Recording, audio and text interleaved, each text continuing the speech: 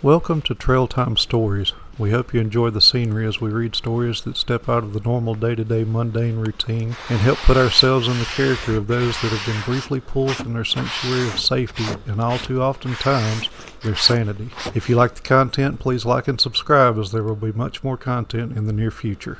Today's story is from a Reddit post by Slumber Reads. What lurks on the backroads of Minnesota? Stories of skinwalkers, Bigfoot, and many other mythical beings seem to be a hot topic when it comes to scary stories.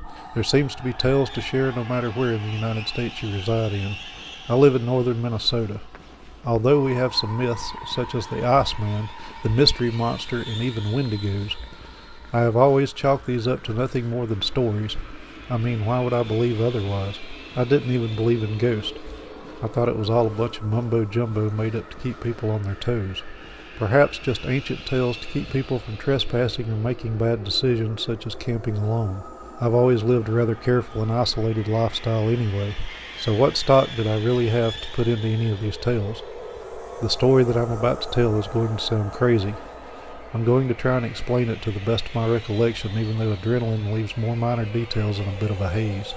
You see, I'm having a hard time digesting that something like what I encountered exists, because this leaves all other possibilities on the table. Skinwalkers, Bigfoot, everything. They may be real as well, and that thought terrifies me. As I said, I live a very isolated life. This means I don't even know my own backroads very well, if at all. So when the main road was closed, whilst I went to pick up my brother from the bar in the city 20 miles away, I silently chewed myself out for not bringing a GPS. I do, however, have a general sense of direction and figured if I just headed south and went back a little to the west, roughly 20 miles in, I could figure it out. I won't bore you with the directions. The important part is, as I've mentioned, I would have to take foreign backroads. Let me start from the beginning of the night and tell you some more about myself to add some more context. I was a 19-year-old shut-in. I spent most of my nights playing video games and feeding my caffeine cravings. I did have a part-time job working at a farm a few miles down the road.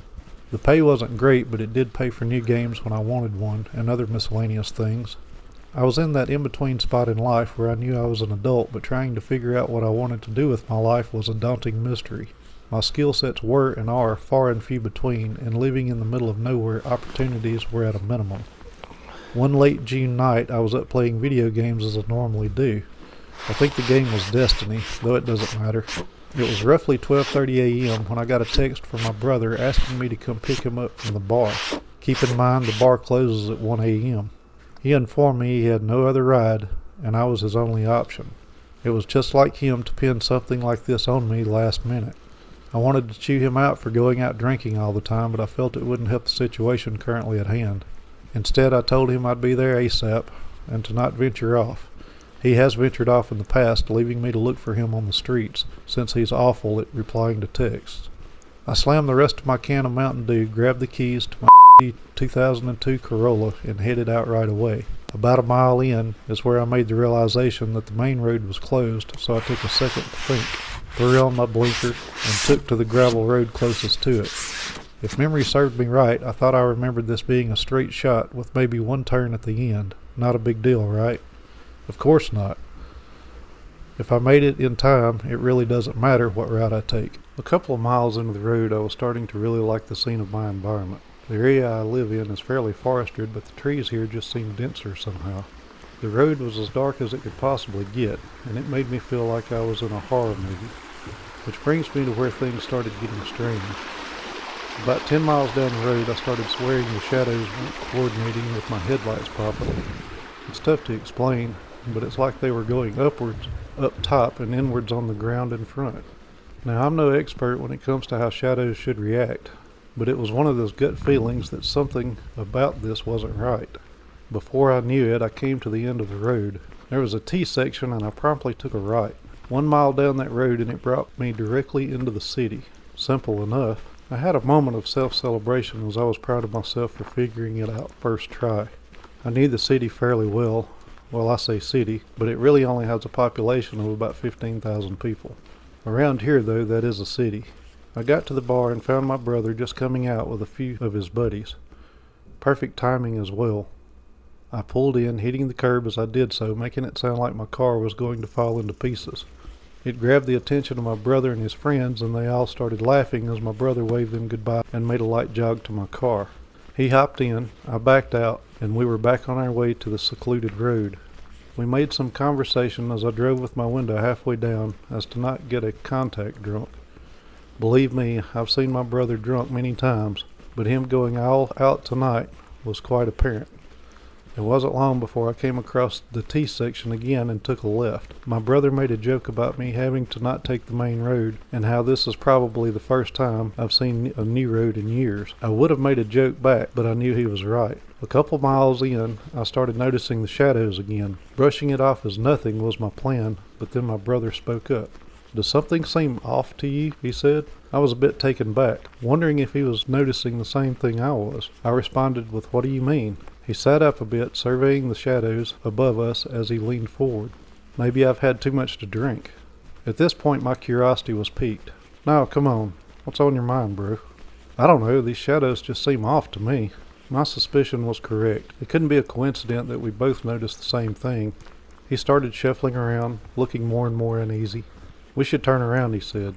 This was an odd request. I mean, I'm sure there are many other routes we could take. At this point, though, we were about 5 miles into the stretch. It seemed like a waste of time to do so. Odd shadows can't hurt us, right? He started to open his mouth again when his eyes widened, and he yelled, "Stop!" I didn't hesitate. I hit the brakes as hard as I could without losing control. What happened?" I asked. "There's something in front of us." I looked ahead and couldn't see anything past the gravel cloud.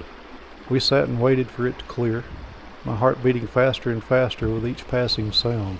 Just as it seemed as though it would totally dissipate, something happened that I will forever have nightmares about. A face about 2 feet long and a foot wide slammed into the windshield with so much force it caused the windshield to start to crack. The face seemed to be made of shadows, as if it jumped off the ground and formed before us. There was no hesitation between me seeing this and shoving the shift into reverse and punching the gas. As we were backing up at speeds too fast to truly control, the shadows started seeping in through the cracks. We were both panicking as my brother took off his shirt and began pushing it against the cracks. How he made this quick decision while it's being wasted still puzzles me, but maybe the adrenaline made him sober up fast. I started to slow down so I could, as safely as possible, turn around. I whipped the wheel to the left and threw the car in a 90-degree angle, kicking up more gravel clouds as I did so. I went to shove the shift into drive when I realized the car had stalled out. Turning the key over and over again, I was looking around for where this creature was. Then I saw it. Through my open window about 10 feet away, inching closer and closer with a grin that told me it knew it had us trapped. I took my hand off the key to reach for my window scroll to close it. Say what you will about this cheap design, but if I hadn't had it in that moment, I may not be typing this out right now. The creature noticed that the window was going up, moved with much more haste, closing a split second before the creature got to it. This seemed to anger it. It began screaming in a high-pitched wail that deafened me for a few seconds. Whilst all of this was happening, my brother had the mental capacity to keep trying to start the car. Noticing that it was still in drive, I pushed it into park. He turned it one more time and the car started. Putting it back into drive, I took off again in the opposite direction. We drove at speeds way too fast as we heard the stomping of this beast trying to keep up. It wasn't long before we reached the T section again, and I took a right turn going as fast as I felt I could control. Knowing we weren't out of the woods yet, I stayed on it until we reached the city once more. Finally, hopefully in safe territory, we parked on Main Street to catch our breath. My brother apologized profusely for making me come get him. It wasn't his fault. How could either of us have known something like this could happen? How could anybody? Luckily, there were many more routes to take back home, and he knew them all. We took the one with the least amount of trees and made it home safe and sound. It's been a couple of years since then. My brother and I don't talk about it, but we always advise people to stay off that road anytime it is mentioned. He's quit drinking. Actually, I don't think he's had a sip since that night. I'm still a shut-in, but I do now have my own apartment in the aforementioned city. I work an office job there, and though it's nothing special, it works for now. That night left many scars on me. Every time I see a shadow, I wonder if it has come back for me. I've come to the conclusion that as long as I stay off that road, I should be safe. There have been a few disappearances in the area over the last year or so, and I think it's directly linked. As for wendigos and other things of the like, I now believe they could be out there. I still don't know what that creature was. A demon? A superpowered shadow person? Perhaps something else. It's tough to say. All I know is it doesn't hurt to keep your guard up. Most importantly, it doesn't hurt to stay off less traveled roads. What bothers me more than anything is not knowing if the shadows in the corners of my room at night are just shadows, or perhaps something more malevolent, waiting for its opportunity to strike once again.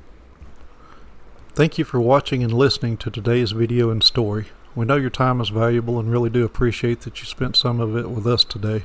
If you haven't already, then please like and subscribe, as it helps us greatly. We hope to see you again soon. Have a great day or evening. Trail Time Stories out.